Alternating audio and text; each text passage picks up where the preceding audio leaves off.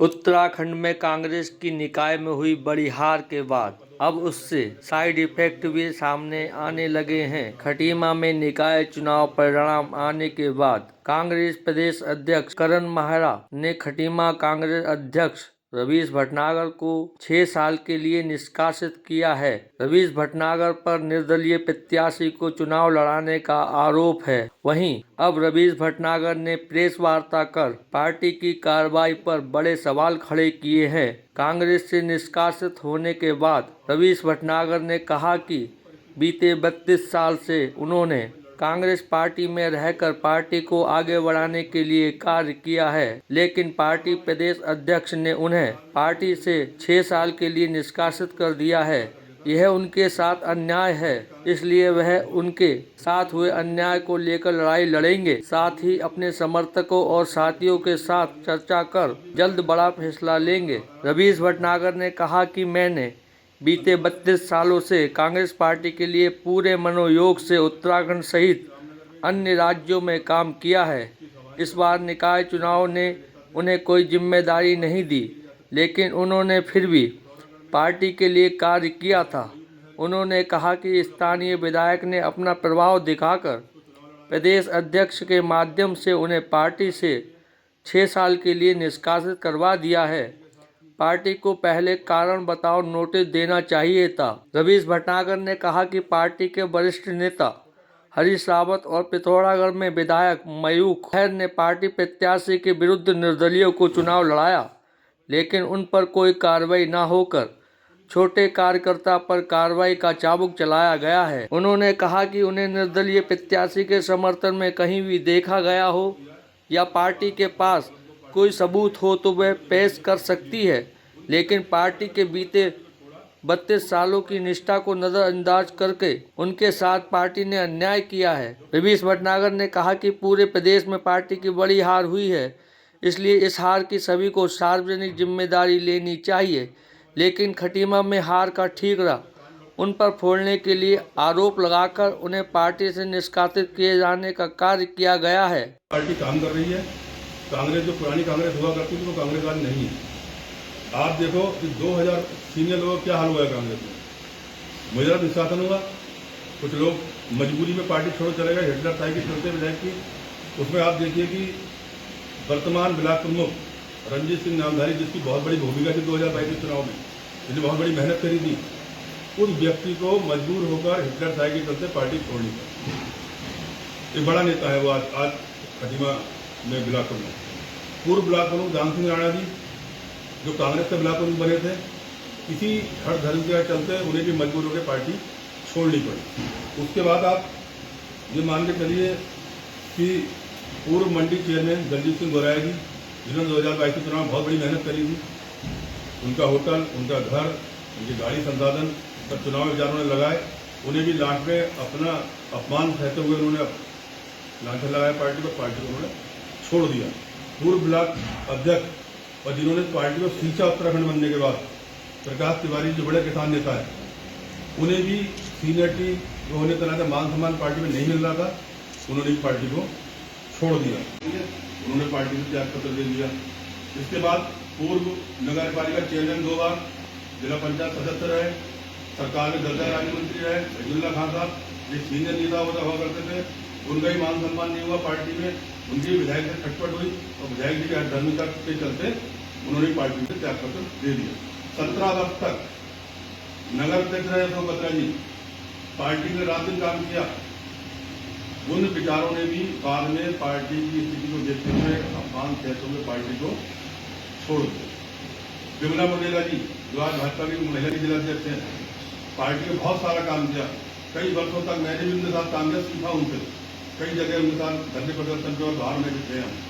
उन बेचारे ने भी पार्टी को त्याग पत्र दिया और उनको वहां भाजपा में मान सम्मान दिया। इस तरीके से कई लोग, सीनियर लोग जो पार्टी को छोड़ चुके हैं, 2022 के बाद चुनाव जीतने के बाद उन सीनियर लोगों ने पार्टी को छोड़ा है।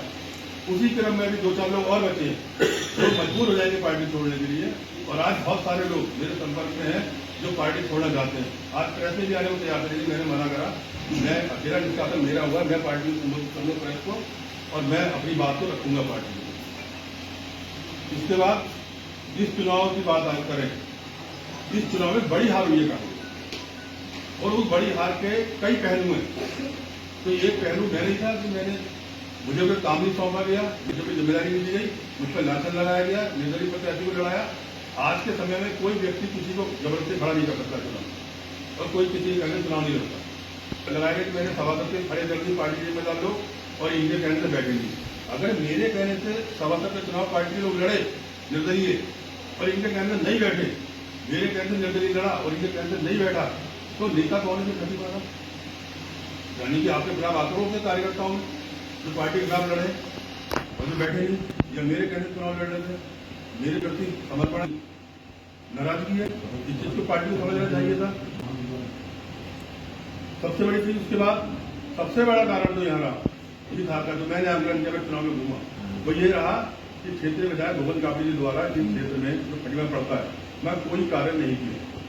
अपने चहेते हुए काम किए गए, पार्टी काम से जो जगह थी जहाँ काम होना चाहिए था वहाँ काम नहीं हुआ, उसको जनता ने नकारा।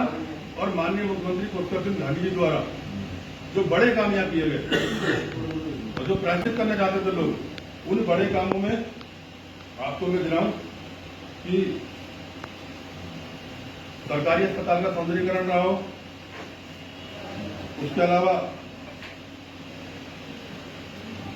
यूसीसी जो लागू हुआ है, एक मिनी स्टेडियम खटीमा में बना है, केंद्रीय विद्यालय बना है, एकल विद्यालय बना है, बाईपास बना है, बड़ा रोडवेज बना है, कुष्ठ आश्रम को नया भवन दिया गया, कई स्कूलों के भवन सौंदर्यीकरण किए गए और बहुत सारी सुविधाएं इस खटीमा के लोगों को दी गई हैं। व्यक्तिगत रूप से ऐसे मेरे संपर्क में खटीमा के 50 से ज्यादा लोग हैं जिनका इलाज माननीय मुख्यमंत्री जी ने कराया, जान बचाने का काम किया। उन लोगों का प्रति पार्टी के प्रति समर्पण था। बीजेपी में उनकी मौत थी और रामू जोशी जी के कई सालों का 5 साल के छात्र संगठन रहे हों या सभासद रहे हो, नेता रहे हो, उनका जुड़ाव पुराना पार्टी खटीमा के लोगों से था, उनको समर्थन दिया और हमारी नाकामी को अगर नकारा तो इसको स्वेच्छा से स्वीकार करना चाहिए हार जीत को। ये नहीं कि एक व्यक्ति पे लाछन लगा रहे हो, एक व्यक्ति ठीकरा फोड़ के शहर के बाहर निकालने का बहाना ढूंढ कर फोड़ दिया, ठीकरा पूरी आगे जिम्मेदार मुझे हरा दिया गया। मुझे प्रदेश से कई फोन आए, मुझे से फोन आए कि आप इतने बड़े नेता कब तक नगर से छोटे थे, आपने इतना बड़ा काम कैसे कर दिया, मैं खुद समझ नहीं पा रहा चीजों को। ये सारी चीजें हुई हैं जिसपे हार और जीत का कारण हुआ है। और इस चुनाव में पहली बार खटीमा में आप सब जानते हैं, विजय गुप्ता जी हो, परवीन भाई हो, आप पुराने लोग हैं, कि खटीमा में वही व्यक्ति चुनाव जीता जिसे सभी जाति धर्म का वोट पड़ा और जिनको पड़ा वो इस चुनाव में परिणाम सामने आया, जिनको सभी जाति धर्म का वोट मिला। इसके साथ साथ कुछ लोग यहाँ इस चुनाव के हार को स्वीकार ना करते हुए सोशल मीडिया के जरिए गुंडागर्दी करते हुए कुछ कांग्रेस के 2-4 ठेकेदार हैं, उन्होंने सोशल मीडिया में अल्पसंख्यक समाज के खिलाफ अभद्र भाषा का प्रयोग किया।